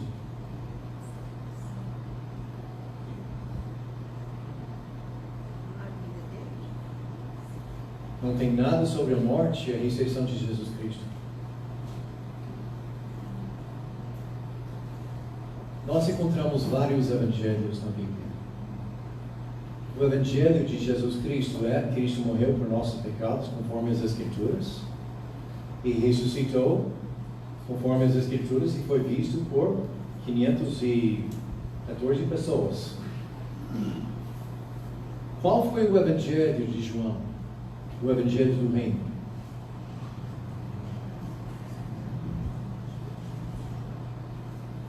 Se lembra o que João Batista pregou? Arrepende-se, porque o reino de Deus está próximo. Quantas vezes João Batista pregou a morte e a ressurreição de Cristo? Nenhuma vez.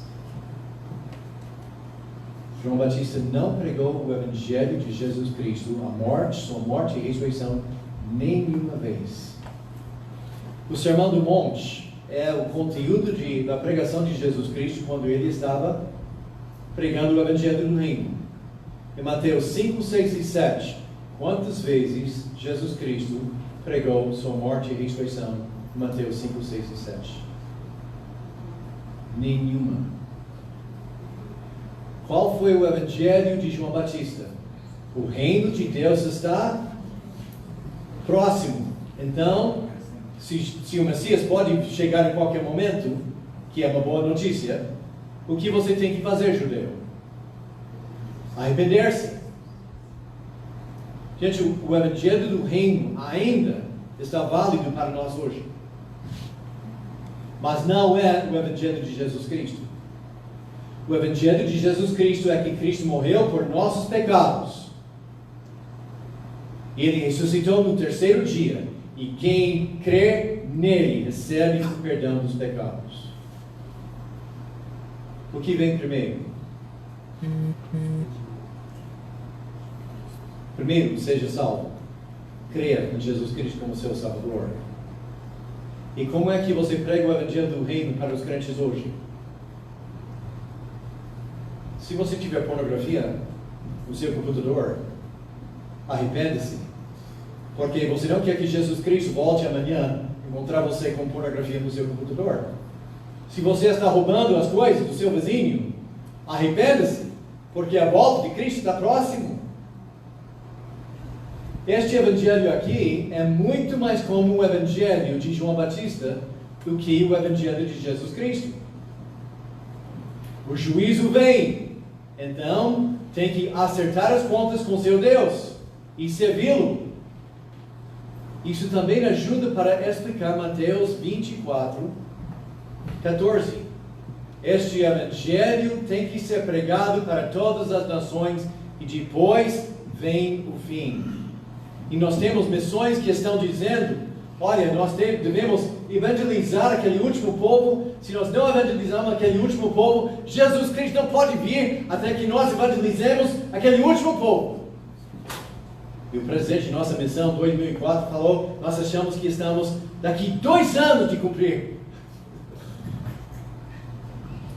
Eu entendo que Mateus 24, 14, e este versículo está falando sobre o mesmo evangelho. Aqui nós temos um anjo anunciando este evangelho, o evangelho eterno, dos tempos remotos. O juízo vem. Você tem que viver de uma forma para que quando seja sua vez para ser julgado, que essa experiência seja boa. Então este evangelho tem que ser pregado para todas as nações. E conforme este versículo, quem vai pregar este evangelho? No Apocalipse.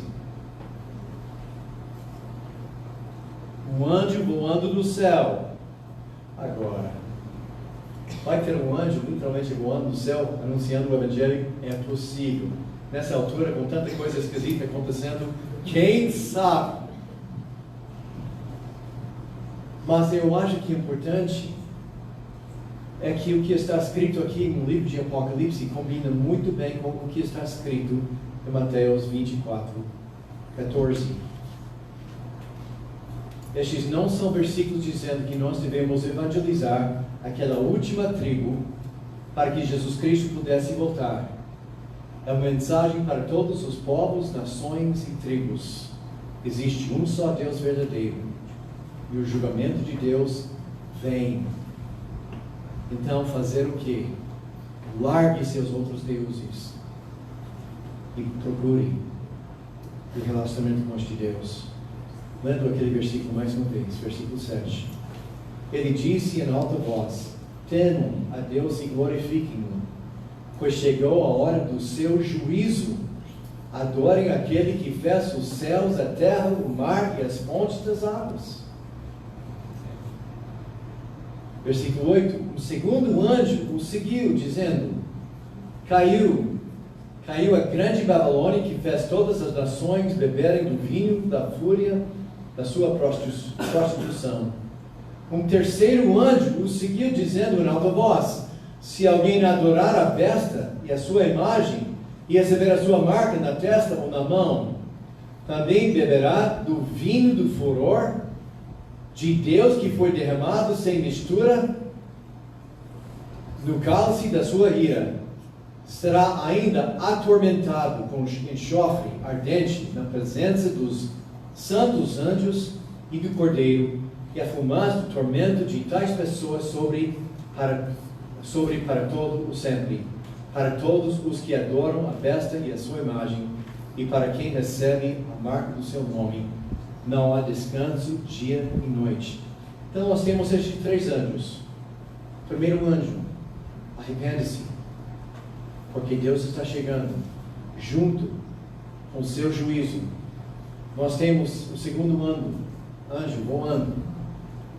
O que é grande Babilônia? Nós vamos guardar aquela pergunta até a próxima vez juntos. Nós vamos ver sobre essa queda. O que nós temos é uma previsão de um assunto que vem depois. Como nós vimos previsões das bestas, e depois nós entramos no assunto da besta, nós temos uma previsão de quem é a Babilônia. E nós temos este terceiro anjo. E se você adorar a besta, se você seguir a besta, seu lugar está no lugar de sofrimento e enxofre. São 3 mensagens agora não pregadas por seres humanos, mas pelos próprios anjos que estão nos céus. Ok. Perguntas?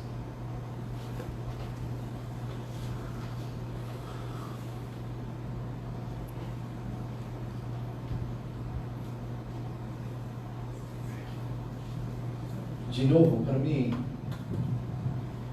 é difícil trazer aplicações para nós, porque na minha perspectiva, a igreja já foi, a igreja já está no céu, e eu entendo que essas orientações não foram escritas tanto para nós, mas durante este tempo vai ter pessoas que estão lendo suas Bíblias, enquanto o anticristo está reinando, e essas mensagens vão orientar aquelas pessoas.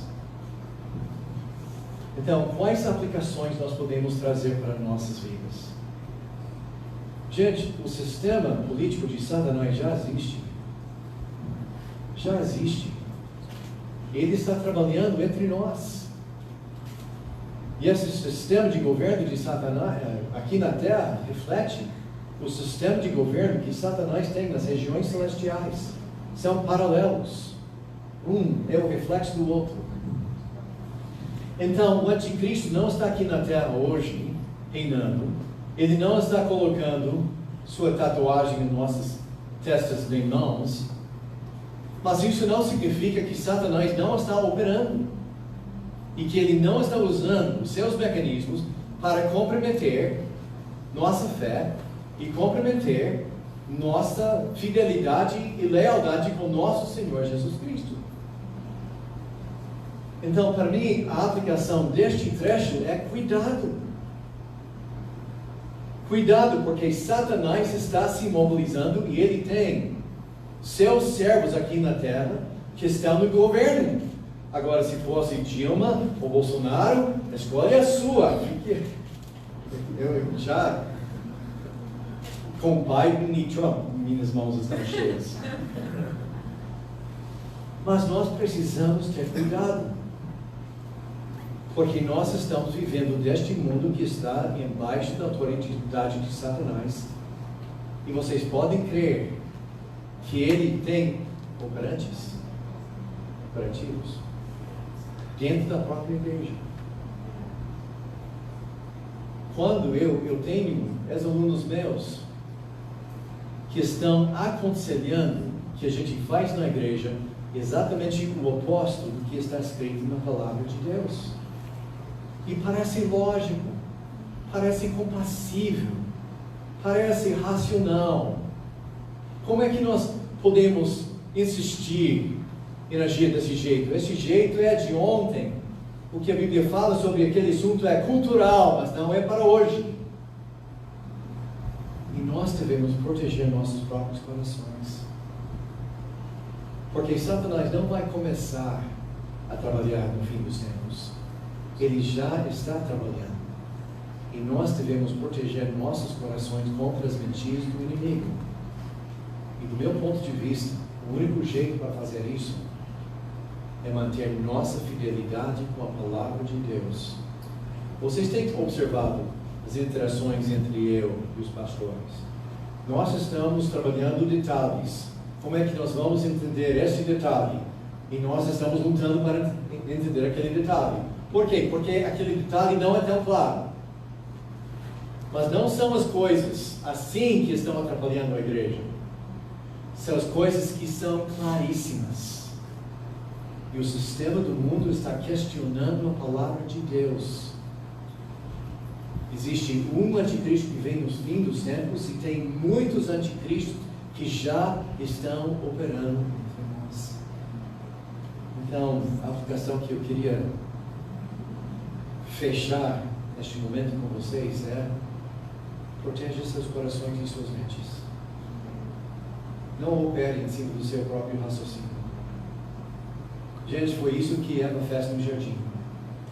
Não coma dessa árvore. Por que não? É gostoso, é lindo, é proveitoso. Por que não? Pelo raciocínio nós podemos chegar numa conclusão, enquanto a própria palavra de Deus está dizendo, se entender ou não, a palavra de Deus para nós é não. É não. Nós não estamos na grande tribulação. Nós não estamos passando por aqueles 7 anos. Mas do mesmo jeito, nós devemos proteger nossos corações, para que nós não sejamos seduzidos pelo sistema satânico. 3 detalhes. Primeiro é que, voltando lá para a questão da marca da besta, parece que ele associa a marca da besta à salvação aqui no verso 11, quando ele diz que aqueles que não aceitarem beberão do vinho da fúria e tal, serão atormentados, e a fumaça subirá para todos sempre. Então, forte isso. Sim. E não terão alívio nem de dia nem de noite, porque adoraram a besta, sua estátua, e aceitaram a marca do seu nome. Então esse é o primeiro detalhe que talvez pareça associar a perseverança mais à salvação. Outro detalhe é que, apesar do evangelho não ser o de Jesus Cristo naquela época, ele diz no versículo 12 que as pessoas que perseverarem estão sendo fiéis a Jesus Cristo. E outro detalhe que aparece apontar no versículo 13 para uma salvação por obras, porque ele diz que exatamente aqueles que serão felizes, no versículo 13, e que de agora em diante morrem no Senhor, são verdadeiramente felizes porque descansarão no trabalho, porque as suas boas obras os acompanharão. Essas afirmações são coerentes? Primeiro, o meu entendimento da perseverança é que o verdadeiro salvo nunca vai aceitar a marca. Então não é que a pessoa perde a salvação que recebeu. A ideia é que a perseverança dos santos é que nunca vai aceitar. E segundo nós que falamos que a salvação é pela fé, mesmo assim nossas obras seguem a gente. No tribunal de Cristo seremos julgados pelos atos feitos no corpo, não a respeito de salvação, mas ao respeito de galardão. Então eu entendo que aquele versículo não está afirmando a salvação pelas obras, mas somente que nossas obras têm seu valor. Testificando da salvação. Pois é. Okay. Muito obrigado por seu tempo. Pastor, você quer fechar o momento? Bom, gente, acho que foi bom esse tempo aqui. Ainda tem mais um encontro. Sei que a gente coloca propaganda e tal, mas assim, você que está aqui, né, já agenda agora, 7 de dezembro, tá bom? Primeiro sábado de dezembro. Então, a gente vai fazer mais propaganda disso tudo, mas para você já se agendar aí para o primeiro sábado de dezembro, nosso último encontro aqui. Ok? Mais alguma pergunta, colocação, dúvida? Mais alguma coisa? Faça agora ou cale até dia 7. Pastor, eu tenho escutado algumas notícias assim, a respeito de a reconstrução do Templo de Salomão em Israel. E muitos judeus ortodoxos eles anunciam a volta do Messias para logo, né? O que o senhor acha disso que está acontecendo?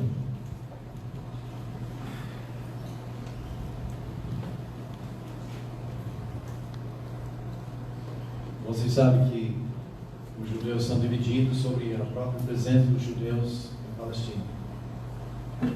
Que os judeus mais ortodoxos acham que o restabelecimento de Israel é uma blasfêmia, porque é o próprio Deus que tem que restabelecer o reino de Israel. E judeus fazendo isso são precipitados. Então, os próprios judeus são divididos sobre estes assuntos. Mesmo assim, os judeus ortodoxos e conservadores já têm tudo pronto para construir o templo. Os blocos estão feitos, os levitas estão treinados, os implementos estão todos prestes. Até a vaca vermelha veio de Nebraska, gente. Houve um fazendeiro que trabalhou 40 anos para criar uma vaca que não tem nenhum pelo branco.